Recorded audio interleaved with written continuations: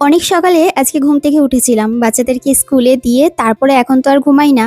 আসলে আমরা না চাইলে আমাদের জীবনটা পরিবর্তন করতে পারি। হ্যালো এভরিওয়ান, কেমন আছো? আশা করছি অনেক ভালো আছো। আমার জীবনের সুন্দর একটা মুহূর্ত আর সুন্দর একটা ব্লগ তোমাদের সামনে আজকে শেয়ার করলাম, আশা করি অনেক ভালো লাগবে।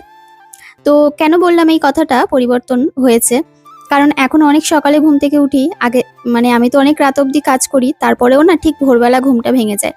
মানে হাতে গোনা কয়েক ঘন্টা ঘুমাতে পারি, আর দিনের বেলা সারাদিন তো চলতেই থাকে, ঘুমের আর বালাই নেই।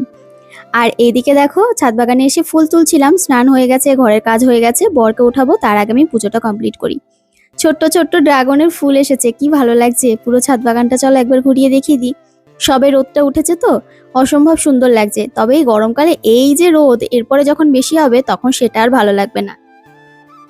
আমাদের এই দেখো একটা ক্যারেটের মধ্যে চাল কুমড়োর জালি বসানো হয়েছিল, তো সেখান থেকে ছোট ছোট চারা বেরিয়েছে। মা বললো কণিকা একটু ধরে দেবে, তাহলে ওই যে মাচাটা আছে ওখানটায় দিয়ে দেবো, বাইতে পারবে। আর এই দেখো, এই যে ঠাকুর মন্দিরটা তোমাদের দেখিয়েছিলাম না ভাঙা এসেছে, সেটা না আমি চেঞ্জ করে নতুন একটা নিয়েছিলাম। লোকাল থেকে দেখেছিলাম, তবে পছন্দ হয়নি। আর রাধা মাধবকে তো আমার বাড়িতে বেশ কয়েকদিন আগে মানে ওনারাই এসেছিলেন, কিন্তু সিংহাসনে বসাতে পারিনি, মানে পুজো দিতে পারিনি। তো সেই সৌভাগ্য আমার আজকে হয়েছে। আমার যে মনটা এত ভালো লাগছে তোমাদের বলে বোঝাতে পারবো না। এই দিনটার জন্য যেন কত জনম অপেক্ষা করেছিলাম। সিংহাসনটা কেমন হয়েছে জানিও। আর সব থেকে বড় কথা হচ্ছে, আমার রাধারানীর মুখটা যখন তোমরাও দেখবে না, তোমরা যেন ভুলে যাবে সবকিছু। মানে এত অপূর্ব দেখতে, এত সুন্দর দেখতে। মানে এই রূপে মুগ্ধ হয়ে যেন আমি জীবনে সব কিছু ত্যাগ করতে পারি, সব ছেড়ে দিতে পারি। দেখো মাধবকে কি দারুণ লাগছে না? আর শাড়ি গয়না দিয়ে সুন্দর করে সাজিয়ে দিয়েছি আজকে। আজকে প্রথম ওনারা আমার এই ঘরে আসলেন, বা এটা বলতে পারো আমার ঘর নয়, ওনারই ঘর। ওনার দ্বারা তো আমরা সবাই সৃষ্টি, তো নিজের বলতে আমাদের কিছুই হয় না। যতটুকুনি পারলাম সুন্দর করে সাজিয়ে আজকে মন প্রাণ ভরে পুজো দিলাম। পুজো দেওয়ার পর মনে হচ্ছিল কি সারাদিন যেন এখানেই বসে থাকি।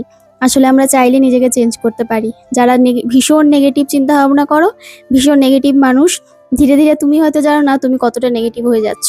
যদি একটু ঈশ্বরের নাম করো, দেখবে অনেকটা চেঞ্জ করতে পারবে। আর আমার দ্বারা যদি একটা মানুষও চেঞ্জ হয়, তাহলে আমি মনে করবো আমার জীবন সার্থক। মিশো থেকে কয়েকটা থ্রি পিস নিয়েছিলাম, তার মধ্যে এটা একটা পিওর কটনের। আর দেখো দুটো তিনটে নাইটি তোমাদের দেখাচ্ছি। এগুলো কিন্তু সব পিওর কটনের, দারুণ কোয়ালিটি, মানে ভীষণ সুন্দর, পুরো পিওর কটন, কোনো মিক্স নেই। যদি তোমাদের লাগে কমিউনিটি পোস্টে চলে যাও যারা ইউটিউব থেকে দেখছো। আর এছাড়াও ফার্স্ট কমেন্টে লিঙ্কটা দেওয়া থাকবে। তারপরে রান্নাঘরে আসলাম, বরকে স্নান করানো হয়ে গেছে, ওকে স্নান করিয়ে আমিও স্নান করে নিলাম আরও একবার। আর তারপরে রান্নাঘরে এসে চা খেয়ে এদিকে তারপরে যে বাসনগুলো ছিল সেগুলো মাজলাম। এবার বাসনগুলো গুছিয়ে নিচ্ছি, তারপরে তো সারাদিনের কাজকর্ম রয়েছেই। তোমাদের কেমন লাগলো আমার এই ছোট্ট ব্লগটা অবশ্যই কমেন্ট করে জানাতে ভুলো না। সাবস্ক্রাইব করো, ফলো করে দিও, পাশে থেকে